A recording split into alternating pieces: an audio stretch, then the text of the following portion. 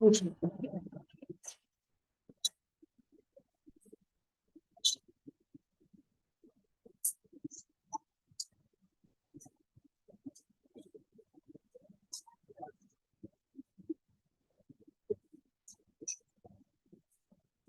नमो हरिसंकान्ते नमो सिद्धानम नमो आयुर्विज्ञानम नमो वज्रायाणम नमो सर्वसाहूनम मोक्ष मार्गस्य नेतारम धिक्कारं कर्म बुद्धता ज्ञातारं विश्वतत्त्वानां वन्दे तद्गुणलब्धे।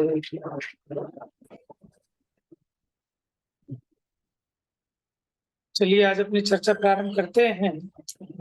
तीन लोक के संबंध में ये जो संसारी जीव है इसके रहने के जो स्थान है, तो सबसे पहले अधोलोक की चर्चा करते हैं।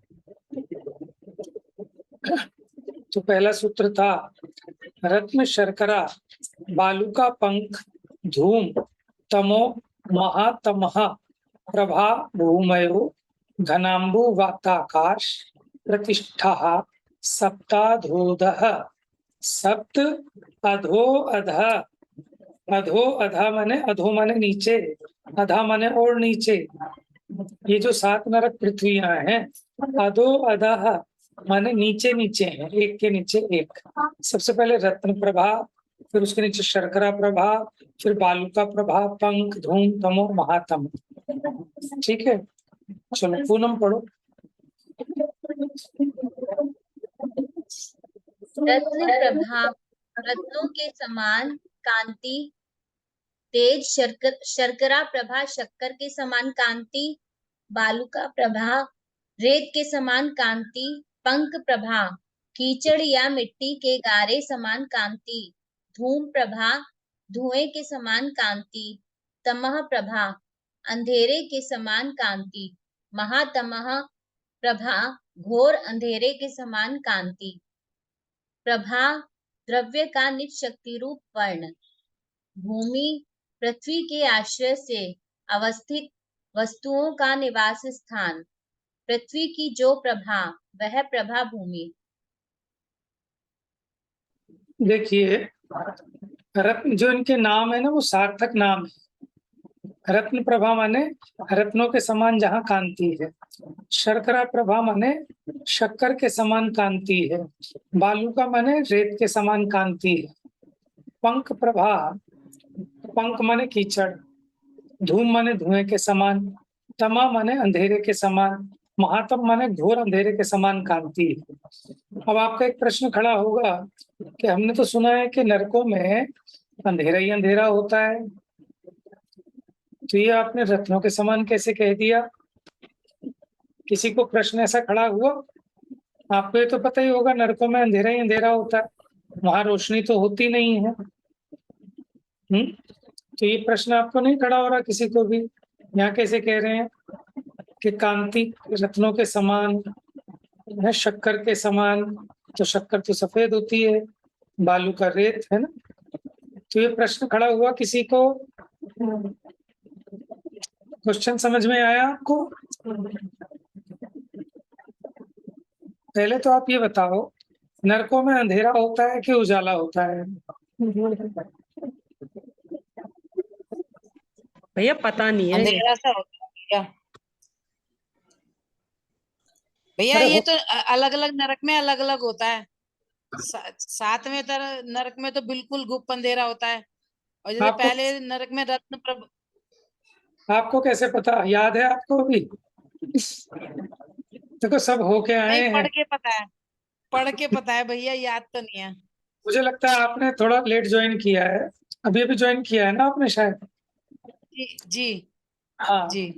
हमारा क्वेश्चन यही था, क्वेश्चन ये था कि नरकों में तो हमने सुना है कि गुप्त अंधेरा होता है, लेकिन फिर यहाँ क्यों लिखा कि रत्नों के समान प्रभा है उसकी, है ना? शर्करा प्रभा यानी शक्कर के समान प्रभा है, बालुका प्रभा मतलब बालुका के समान प्रभा है। तो ये कॉन्ट्राडिक्ट नहीं लग रहा आप लोगों को क्योंकि ये तो पक्की बात है कि नरकों में घोर अंधकार होता है, गुप्त अंधेरा होता है।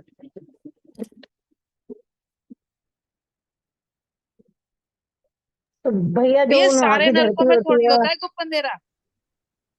हाँ जी, सारे पहले नरक, नरक में तो पहले नरक में तो ऐसे बताया बिल्कुल हल्का हल्का, जैसे यहाँ पे शाम का धुंधलका छा जाता है, इस टाइप की थोड़ी थोड़ी रहती है रोशनी। आपने कहाँ पढ़ा? भैया ये तो याद नहीं है, पर हाँ कुछ याद है कि हाँ ऐसा सुना और पढ़ा है। देखो, मेरे को ये प्रश्न कई बार उठता था, लेकिन कभी गहराई से मतलब विचार उत्पन्न नहीं हुआ, कभी हल्का फुल्का सा उठा, लेकिन आज ये प्रश्न उठा मुझे, इसलिए मैंने आपसे पूछा। हाँ बताओ। ठीक है, और जब विचार उठा तो फिर समाधान भी हो गया। ये पृथ्वियों के नाम है, ये पृथ्वियों की प्रवाह है, ठीक है, नरक की नहीं। अब देखो, मैं आपको समझाता हूँ कि नरक में और पृथ्वी में क्या अंतर है।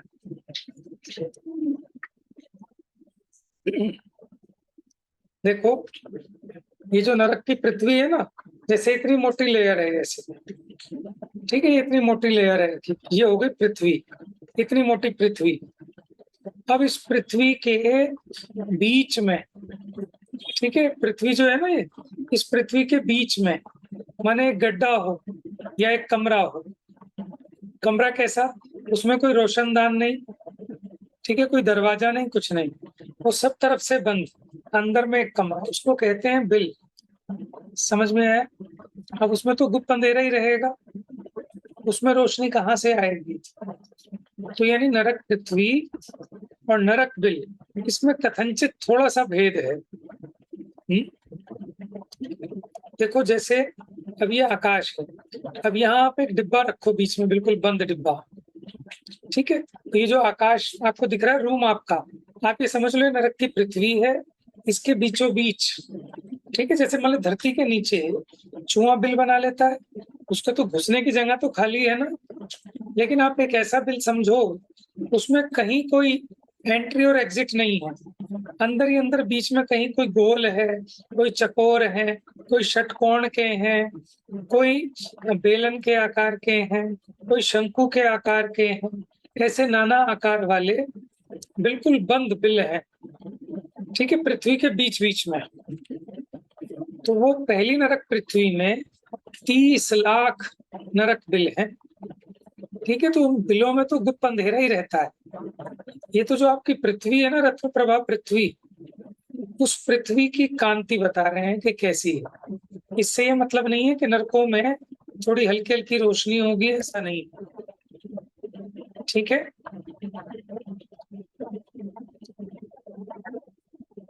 भैया अच्छा। पृथ्वी को बेस समझे कि पूरा मतलब टोटल एक नरक पूरा?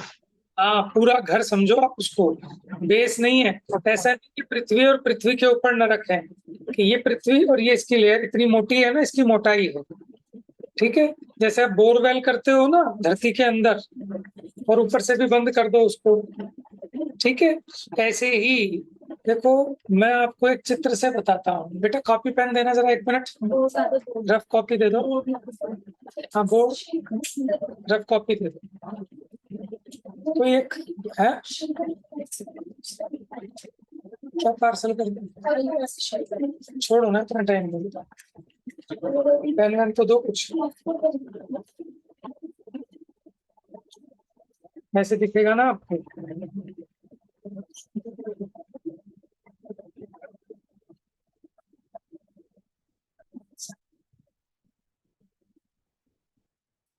ये देखिए, आपको एक लेयर है, जैसे एक पृथ्वी की दिख रही है आपको, ठीक है, इस पृथ्वी की लेयर के बीच में बताता हूँ आपको कैसे है।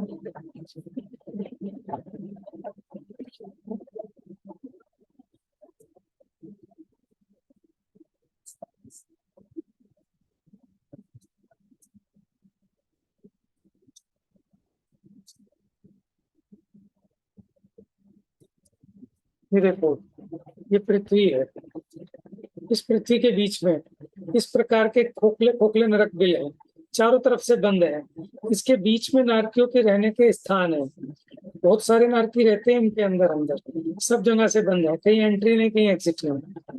ठीक है, ये पृथ्वी है पूरी है, इस पृथ्वी के बीच बीच में इस प्रकार से बहुत सारे नरक बिल है। ये तो पहली पृथ्वी की बात है, नरक बिल है इसमें 30 लाख। कुछ कुछ आइडिया लग रहा है और आप लोगों भैया वो जो तीनों बात वाले बताए थे वो सिर्फ साइड साइड में, नीचे भी हैं इसके? को? ये जो है ना, ये अब आपको तो 2D दिखाई दे रही है, अब आप कल्पना में समझ पा रहे हो? देखो, जैसे ये पृथ्वी है ना, बीच में ऐसे इस तरह से, इस पृथ्वी के नीचे, बीच में नहीं, इसके नीचे सबसे पहले घनोदधी वात वाले, घन वात वाले, और फिर तनुवात वाले। तनुवात वाले बाहर की तरफ होगा, फिर उसके नीचे बहुत सारा आकाश है, खाली जगह है, फिर उसके बाद दूसरी पृथ्वी आती है, फिर दूसरी पृथ्वी भी इतनी मोटी है ऐसी, उसके नीचे भी 3 वात वाले, फिर बहुत सारा आकाश खाली छूट गया। तो मैं अभी आपको पिक्चर दिखाऊंगा ना, तब आपको और क्लैरिटी बनेगी। ठीक है, तो भैया फिर उन नारकियों की आंखें ऐसे बिल्ली कुत्तों जैसी होती होंगी, नहीं तो बिल्कुल अंधकार में वो देखेंगे कैसे? नहीं आप क्या कह रहे हो कि उनकी दृष्टि, आंखें? जी, हाँ मतलब वो जैसे बिल्लू अंधेरे में देख लेता है तो ऐसी उनकी आंखें होती होंगी फिर। राइट राइट, बिल्कुल ठीक कह रहे हो आप। तो उनकी विक्रियक शरीर भी है, और उनकी इस प्रकार की शक्ति है कि उनको दिखाई देता ही है वहां पर, है ना?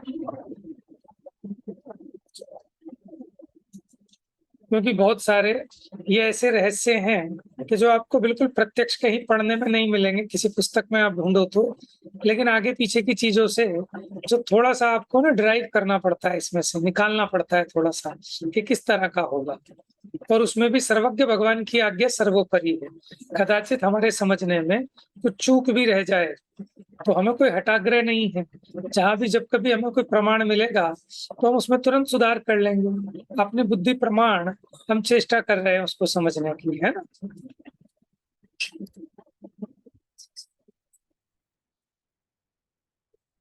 अच्छा, और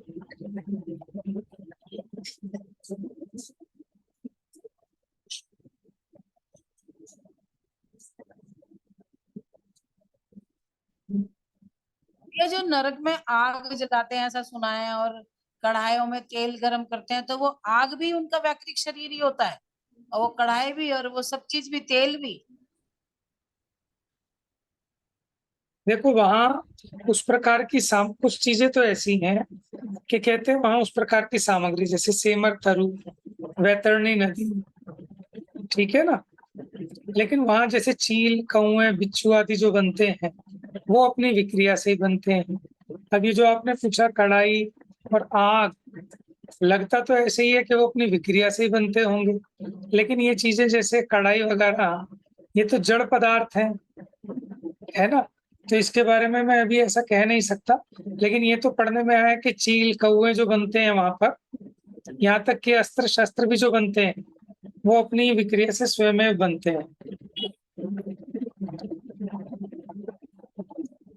और ये जो मैंने आपको एक एक बॉक्स दिखाया है ना, इन एक एक बॉक्स में बहुत सारे असंख्यात नारकी भी रहते हैं, और उनके जन्मने के ऊपर बिल होते हैं, जैसे मधुमक्खी का छत्ता होता है, उसमें से टपकते हैं उसके अंदर, है ना?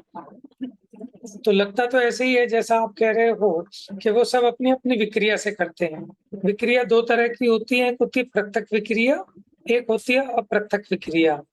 तो प्रत्यक्ष विक्रिया देवों को तो होती है, लेकिन नारकियों को प्रत्यक्ष विक्रिया नहीं होती, उनको अप्रत्यक्ष विक्रिया है। वो विक्रिया से कुछ भी बनाएंगे ना तो वो स्वयं भी उस रूप परिणमित होंगे। ठीक है, तो इससे तो ये लगता है कि अग्नि रूप भी खुद ही परिणमित होते होंगे। कोई एक नारकी अग्नि रूप हो गया, कोई एक नारकी कड़ाई रूप हो गया, लेकिन अपने पढ़ने में ज्यादा कुछ इस बारे में आया नहीं। बोलो। पहली पृथ्वी में 13 पटल होता है। हाँ, आएगा अभी आगे। देखिए यहाँ बता रहे हैं कि जो पृथ्वियां ये तो 7 हैं, और जैसे पहली पृथ्वी है उसमें 13 पटल हैं। ठीक है, 13 पार्टीशन, 13 फ्लोर। मैंने भी आपको दिखाया था, जैसे इस चित्र में मैंने आपको 3 लेयर्स दिखाए थे, है ना? ऐसे 13 पटल हैं पहली पृथ्वी में, यानी 13 फ्लोर। और फिर उसके बाद जो दूसरी नरक पृथ्वी है उसमें 11, फिर उससे नीचे वाली में 9। अब आप इसको आगे एक्सटेंड करो, फिर उससे नीचे वाली में कितने होंगे? यस, 7। 7 मिल फिर उसके नीचे वाली में 5, फिर 3, और फिर सबसे अंत वाली जो नरक पृथ्वी है उसमें 1 पटल।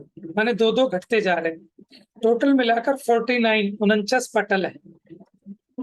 ठीक है, उसमें कैसे बिलों की संख्या है वो सब सीखेंगे धीरे धीरे, है ना।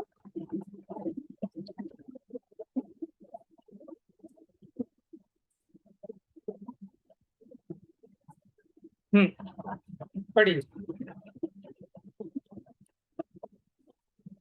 सूत्र में सभी नामों का द्वंद्व समास होने से प्रभा शब्द को पृथक पृथक प्रत्येक नाम के साथ लगाना है। इन पृथ्वियों के साहचर्य से नरकों का भी ऐसा नाम जानना।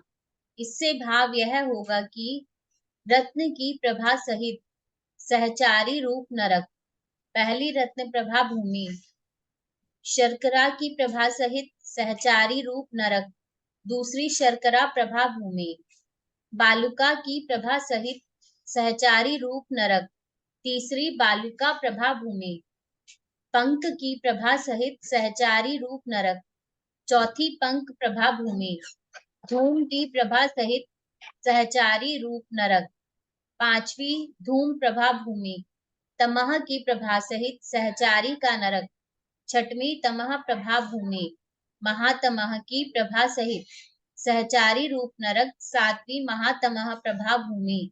ये 7 नरक भूमियां सार्थक नाम वाली हैं। सार्थक नाम समझ गए? इनका अर्थ है, आपको आवाज वापस तो नहीं, आपकी वो इको तो नहीं आ रही है? क्लियर आ रही है आपको आवाज? हाँ जी भैया। सही आ रही है। हाँ जी, पढ़िए। कोम्मट सार, त्रिलोक सार आदि ग्रंथों में इनके क्रमशः धम्मा, वंशा, मेघा, अंजना, अरिष्टा, मघवी, माघवी ये 7 रौड़िक नाम भी बताए गए हैं। शब्दार्थ रहित रूढ़िवश प्रसिद्ध हुए नाम रौड़िक हैं। रूढ़िक माने इनका कोई शब्द का अर्थ नहीं है। जैसे रत्न प्रभा आदि का तो अर्थ था, लेकिन ये अर्थ नहीं है, बस उसके रूढ़ी नाम है। धम्मा, वंशा, मेघा, अंजना, अरिष्टा, मघवी, माघवी, क्रम से पहली पृथ्वी से 7वीं पृथ्वी तक। हाँ जी, पढ़िए। ये 7 भूमियां घनाम्बुवात, घनवात, तनुवात और आकाश के आधार से प्रतिष्ठित हैं। घन रूप जल, जो पहली पृथ्वी है, ठीक है, उसके नीचे क्या है? पहले घनोदधि वात वलय, उसी को घनाम्बु वात भी कहा। ठीक है, उसके नीचे घनवात वलय, उसके नीचे तनुवात वलय, और फिर आकाश, फिर उसके बाद दूसरी पृथ्वी आती है। हाँ जी, पढ़िए। घन रूप जल घनाम्बु है। सघन गाढ़ा पुष्ट ठोस को घन कहते हैं।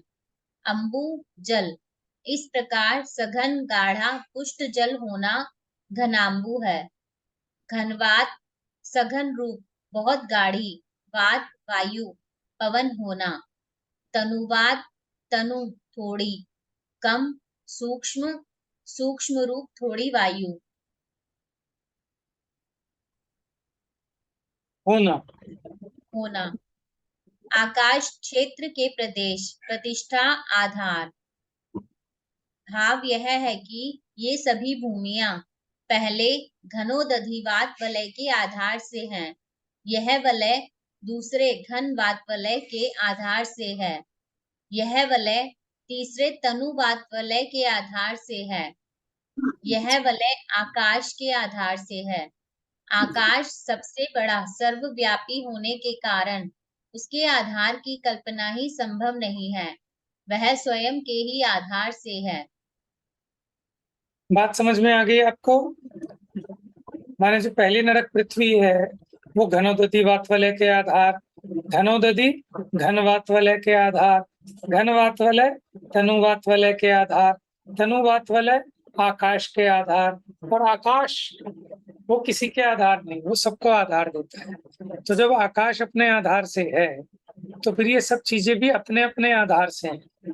वो दिखाई देता है, ऐसा लगता है जैसे हम चटाई के आधार से बैठे हैं, और चटाई ये धरती के आधार से बैठी है, धरती फिर वात वलय के आधार से, वात वलय आकाश के आधार से, और आकाश किसके आधार से? कि किसी के आधार नहीं। जब आकाश स्वयं अपने आधार से रह सकता है तो ये सब चीजें भी अपने अपने आधार से हैं। लेकिन बाहर में निमित्त नैमित्त किस प्रकार का ही है, तो इस बात को समझना चाहिए। चलिए आगे। इनमें से घनोदधिवात वलय, कैसे होता है? जो इसमें लिखा है घना जल, घना, सघन, पुष्ट, गाढ़ा। गाढ़ा देखो, जल क्या होता है? जैसे पतला जल होता है, जैसे गाढ़ा दूध, पतला दूध, ऐसे जो लिक्विड है ना जल, तो वो थोड़ा गाढ़ा जल होगा ना।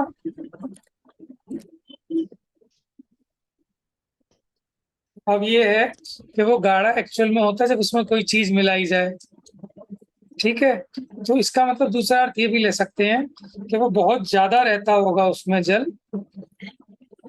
तो कच्चा पानी, ये दुबला पानी, पतला पानी हल्का होता है। वो तो पचने की अपेक्षा होता है। ये कह रही है कच्चा पानी और पक्का पानी, जैसे कच्चा पानी थोड़ा गाढ़ा होता है, पक्का पानी पतला हो जाता है, लेकिन वो तो पचने की अपेक्षा है कि पक्के पानी को हल्का कहते हैं, कच्चे पानी को भारी कहते हैं, है ना। अब जैसे गाढ़ी वायु, हल्की वायु, कि जहाँ वायु अधिक हो वो गाढ़ी वायु कहलाएगी, और जहाँ वायु थोड़ी कम हो वो हल्की वायु कहलाएगी। तो उसी प्रकार गाढ़ा जल माने वो उसका जल का प्रेशर ज्यादा रहता होगा उसमें। क्योंकि दूध तो पतला और गाढ़ा हो सकता है, लेकिन आपका भी कहना उचित है, जल तो जल है, जल उसे कहेंगे जिसमें कोई और चीज का मिश्रण नहीं है, तो उसमें गाढ़ा और पतला क्या होगा।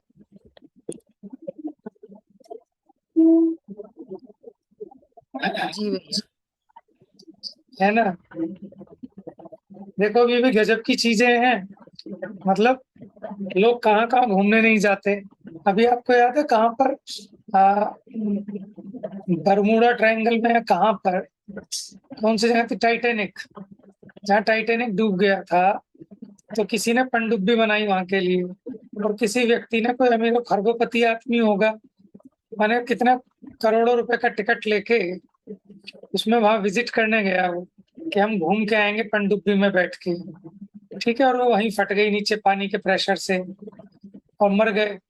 तो ये भी लोगों को बड़ा एडवेंचर है कि लोग तो अगर नरक के टिकट मिलने लगे कि चलो घुमा के लाए नरक में, तो शायद वहां भी जाने को तैयार हो जाए, है ना। क्योंकि देखने का लोभ इतना है इस जीव को,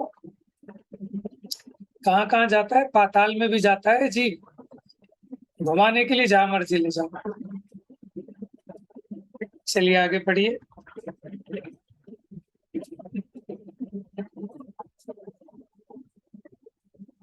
ये स्क्रॉल कर दीजिए।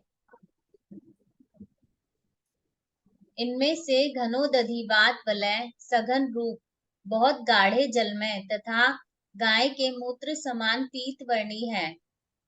घनवात वलय सघन घनवात वलय सघन रूप, बहुत गाढ़ी वायु में तथा मूंग के समान हरित वर्णी है। तनुवात वलय सूक्ष्म रूप, अल्प वायु में तथा अव्यक्त विविध वर्णी है। ये तीनों वात वलय क्रमशः नीचे नीचे पृथक पृथक 20-20 हजार योजन मोटे आकाश में है, अतः घनाम्बु वाताकाश प्रतिष्ठा ऐसा कहा है। देखो, घनाम्बु वाताकाश प्रतिष्ठा, तीनों चीजें ले ली। सबसे पहला क्या था, घनोदधि, ठीक है। तो घन अंबु, अंबु माने जल, ठीक है। फिर उसके बाद वात माने वायु, फिर उसके नीचे माने वायु के दो हो गए ना, गाढ़ी वायु का घनो घन और हल्की वायु का तनु, और फिर उसके बाद आकाश, ठीक है। प्रतिष्ठा माने आधार। तो ये नरक की पृथ्वी किस किस के आधार से हैं, 3 वात वलय, और उसके नीचे फिर आकाश। पढ़िए। नरक की ये भूमियां 7 ही हैं, इससे हीनाधिक नहीं, अतः सप्त कहा। नरक संबंधी ये 7 भूमियां नीचे नीचे ही अवस्थित हैं, मध्य लोक के समान तिर्यक क्षेत्र में आगे पीछे तिरछे फैलाव रूप नहीं है, तथा स्वर्ग लोक के समान ऊर्ध्व रूप रचना भी नहीं है, अतः अधोधः कहा। देखिए, जो मध्य लोक है वो तिरछा बसा है ऐसे, ठीक है, आमने सामने मकान है। उर्दू लोक में ऊपर ऊपर है, एक के ऊपर एक, एक के ऊपर एक, एक के ऊपर एक। लेकिन अधोलोक में कैसा है, एक के नीचे एक, एक के नीचे एक, एक के नीचे एक। ठीक है, आगे पढ़िए। भैया इसमें अंतर क्या हुआ, एक के ऊपर एक और एक के नीचे एक? स्वर्ग में भी ऐसे ऐसे भी कह सकते हैं, एक के नीचे एक। नहीं तो फिर उस क्रम से गिनाना पड़ेगा ना। वहां पहला स्वर्ग सबसे ऊपर नहीं है, पहला स्वर्ग नीचे है, दूसरा ऊपर है, तीसरा ऊपर है, चौथा उसके ऊपर है। ठीक है, फिर आपको ऐसा बताना पड़ेगा, फिर आपको क्रम भी उल्टा गिनाना पड़ेगा। सोधर मेशान की जगह ऊपर से चलना पड़ेगा उल्टा। ऐसे ही नरक पृथ्वी में पहली पृथ्वी सबसे ऊपर है, दूसरी पृथ्वी नीचे है। ठीक है, इस अपेक्षा ऐसा कह रहे हैं, कहने को आप ऐसा कह सकते हो, लेकिन सारे सूत्र पलटने पड़ जाएंगे, फिर उल्टा चलना पड़ेगा। ठीक है। अच्छा देखो, 20-20 हजार योजन मोटे थे वातवलय। हर एक पृथ्वी के नीचे जो 3 वातवलय है ना, 20,000 योजन मोटे हैं। योजन, वो भी 20,000 योजन हवा पे घेरे हैं ऐसे। अभी देखो, दिल्ली में अगर 5 फुट पानी भर जाए तो इतराई इतराई मच गई, तो 20,000 योजन कितना होगा? तो पानी कैसे टिकता होगा 20,000 योजन? कि उसके नीचे वायु का घेरा है, वो भी 20-20 हजार योजन के 2-2। चलिए, इस प्रकार ये 7 भूमियां अधोलोक में नीचे नीचे पृथक पृथक 3 वातवलय और आकाश के आधार से प्रतिष्ठित हैं। यहाँ भूमि शब्द का ग्रहण आधार बताने के लिए है, क्योंकि जैसे स्वर्ग में प्रत्येक पटल के पृथक पृथक विमान है, वहां भूमि का आश्रय नहीं है, उस प्रकार यहाँ नहीं है। स्वर्ग के विमान पृथ्वी के आश्रय बिना खुले क्षेत्र में स्थित हैं, परंतु नारकियों के आवास पृथ्वी के आश्रित हैं। 1 मिनट समझ लीजिए। देखिए,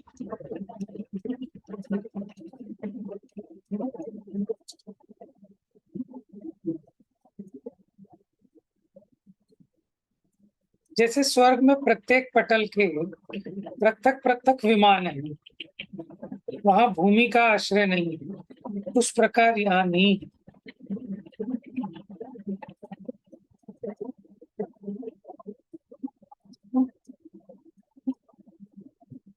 इस प्रकार ये 7 भूमियां अधोलोक में नीचे नीचे पृथक पृथक, ठीक है, 3 वातवलय और आकाश के आधार से प्रतिष्ठित है।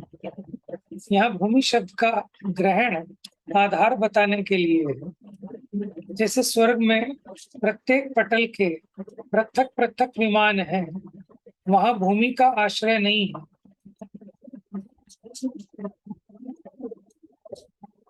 हाँ, वहां उर्दू लोक में क्या है कि इस प्रकार की पृथ्वियां तो है नहीं, लेकिन वहां भी पटल तो है। जैसे पहला जो स्वर्ग है उसमें 63 पटल है, ठीक है, और जैसे यहाँ 7 पृथ्वियां है ना, ऐसे वहां कोई 16 पृथ्वियां नहीं है। वहां प्रत्येक पटल के अलग अलग विमान है, वहां भूमि का आश्रय नहीं है। लेकिन यहाँ नरकों में ऐसा नहीं है, ये तो स्वर्ग के विमान पृथ्वी के आश्रय बिना खुले क्षेत्र में स्थित हैं। लेकिन जो नारकियों के बिल हैं, नारकियों के आवास हैं, वो पृथ्वी के आश्रित हैं। आपको बताया था उसके बीच में पोल करके गड्ढा बना, उस तरह बने हुए। पढ़ी। जैसे इन रत्न प्रभा आदि प्रत्येक पृथ्वी के नीचे पृथक पृथक 20-20 हजार योजन मोटे 3-3 वातवलय हैं, उसी प्रकार ऊर्ध्वलोक के अंत में ईशद प्रागभार नामक 8वीं पृथ्वी के नीचे भी 3 वातवलय हैं। इस प्रकार 8।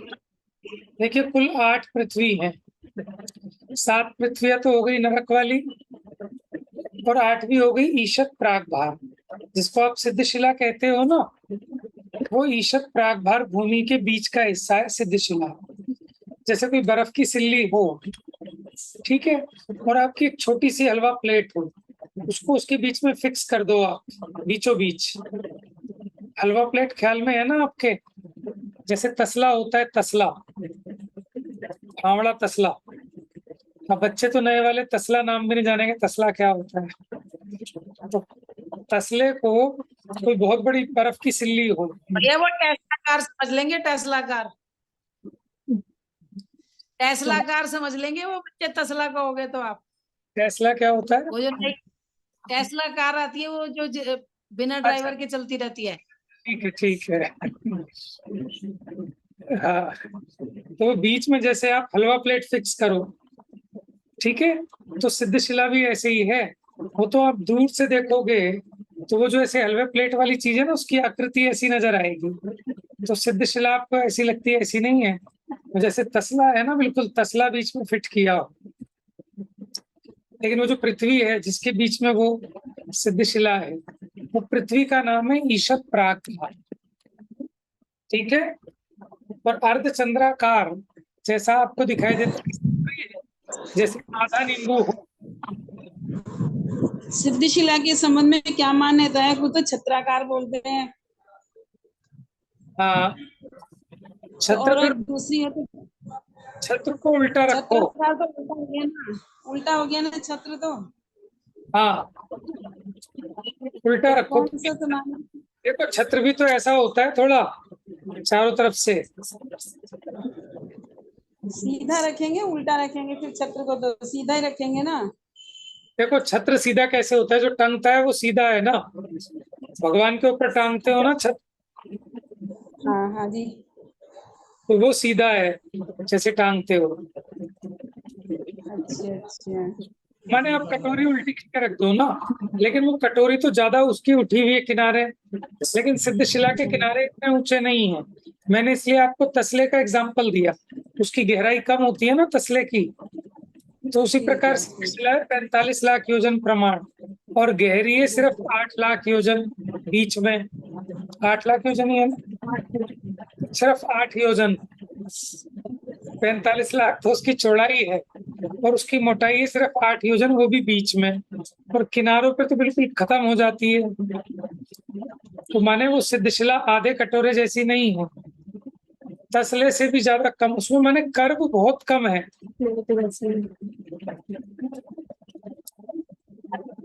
हाँ, तो ये ईशत प्रागभार पृथ्वी है। डाल दी मैं भैया ये जो पृथ्वी हुई, ये शिशिला के नीचे है बात वाले। नहीं, वो जो आपको 8वीं पृथ्वी बताई है ना, 8वीं हाँ। पृथ्वी बीचों बीच, 8वीं जो पृथ्वी है उसके बीचों हाँ। बीच 8 योजन गहरी एक स्फटिक मणि के समान सिद्धशिला है। तो सिद्धशिला के नीचे नहीं, ये जो ईशत प्रागभार भूमि है ना, इतनी मोटी, वो भी 8, कितनी 8 योजन मोटी है ईशत प्रागभार भी पूरी। तो वो उसके नीचे 3 वात वाले हैं, उस ईशत प्रागभार के नीचे। और जो सिद्धशिला है, वो तो जो ईशत प्रागभार भूमि है ना, उसके बिल्कुल बीचों बीच 45 लाख योजन चौड़ाई वाली, और 8 योजन उसकी मोटाई है बर्फ की सिल्ली की। ठीक है, बर्फ की सिल्ली इसलिए कह रहा हूँ कि वो ईशत प्रागभार भूमि को और उसके बीचों बीच स्फटिक मणि के समान सिद्धशिला। अभी आपको चित्र दिखाएंगे, क्लियर हो जाएगा। हाँ, भैया एक बात और पूछे, तो जो सिद्ध भगवान है वो तो तनुवात वाले पे ऊपर जाके होते हैं ना, तो फिर पृथ्वी के नीचे वात वाले आ गए ये तीनों। हाँ, वो बात वाले अलग हैं ऊपर जाकर। वो क्या, जब लोक पूरा दोबारा? हो गया, हाँ दोबारा भी है। अच्छा, सब ठीक है बाहर ठीक है की ठीक है तरफ बाहर भैया। लिया। वो फिर पता है कैसे है? सबसे पहले घनोदधी, फिर घन, फिर तनुवात वाले। इसको हटा दो। चलिए अभी थोड़ी सी वीडियो दिखाते हैं, आपको टाइम है कुछ 1-2 मिनट का। कौन से वाले दिखाऊं?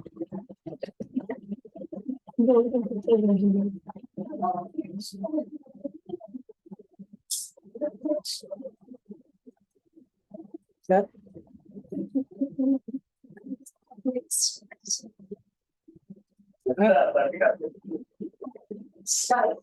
सबको क्यों लगा फर्स्ट लगाते हैं ना फिर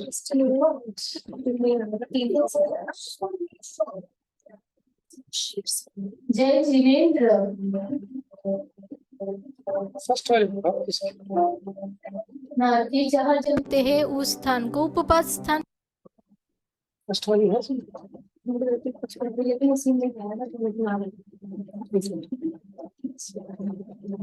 कहते हैं। उस उपपाद स्थान का आकार कैसा है? तो बताया उंट आदि प्राणियों के मुख सदृश आकार है, जहाँ से नारकी जन्म लेकर नीचे गिरते हैं। उस उपपाद स्थान का डायमीटर कितना है? प्रथम नरक में 1 कोस, दूसरे नरक में ज्यादा से ज्यादा डायमीटर 2 कोस होता है, तीसरे नरक में 3 कोस, चौथे नरक में 1 योजन, पांचवें नरक में 2 योजन। देखिए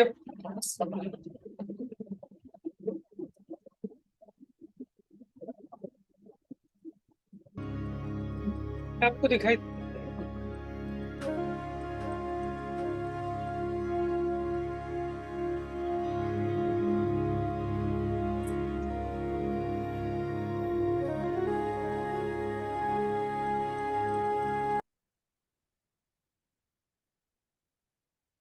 आप लोग देख पा रहे हैं इसको?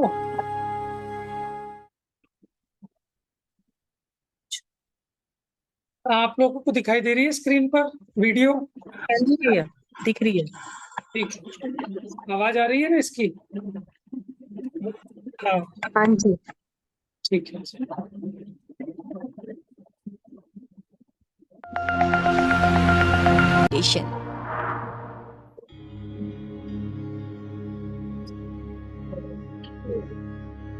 लोक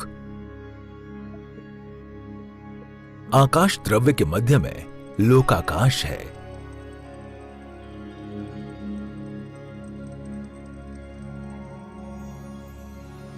लोकाकाश के 3 भाग हैं, अधोलोक, मध्यलोक और ऊर्ध्वलोक।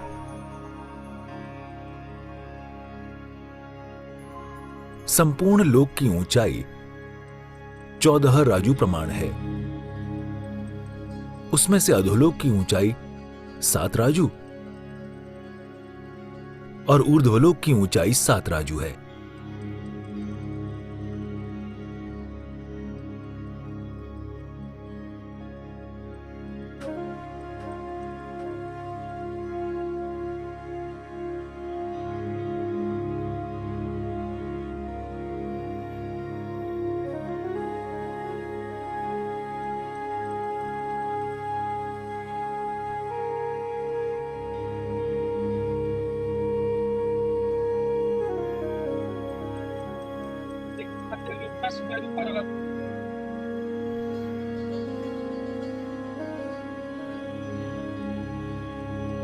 अधोलोक का 1000 योजन और ऊर्ध्वलोक का 99,040 योजन मिलाकर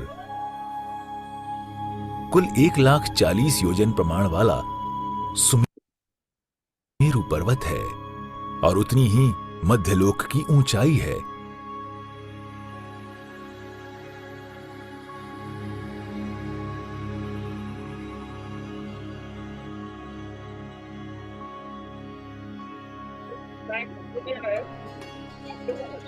आप लोग देखिएगा। अब पूर्व पश्चिम अपेक्षा से लोक का प्रमाण कहते हैं। देखिए कल हम इसको डिस्कस करेंगे, आज ये समय हो गया है। ये देखिए बीच में ये यहाँ मध्य लोक है, ये सबसे पहली ये रत्न प्रभा, ठीक है। उसके नीचे फिर ये दूसरी नरक पृथ्वी, शर्करा, बालुका, धूम, सॉरी पंख, धूम, तम,